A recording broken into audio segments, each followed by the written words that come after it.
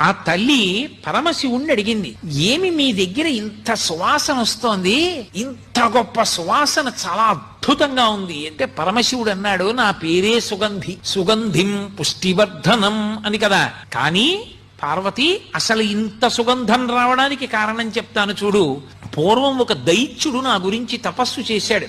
అతను తపస్సు చేసి చేసి చేసి చేసి నా కోసం అలమటించాడు. నేను ఆయనకి ప్రత్యక్షం అయ్యాను. పులక ఏం కావాలని అడిగాను. ఆయన పేరు పులకుడు, ఆ దైత్యుడి పేరు. పులక నీకేం కావాలని అడిగాను. ఆయన అన్నాడు, ప్రపంచంలో ఎవరికీ లేనంత సుగంధం నా శరీరంలోంచి సహజంగా రావాలి, అటువంటి సుగంధము నా శరీరము నుంచి వచ్చేటట్టుగా నన్ను అనుగ్రహించన్నాడు. అప్పుడు నేను బాగా ఆలోచించి ఆయన్ని పునుగు పిల్లిగా మార్చాను. అది మొదటి పునుగు పిల్లి సృష్టిలో. ఆ పునుగు పిల్లి శరీరంలోంచి పునుగు వస్తుంది. ఆ పునుగు వాసనకి దేవతాకాంతలు కూడా ఆకర్షింపబడి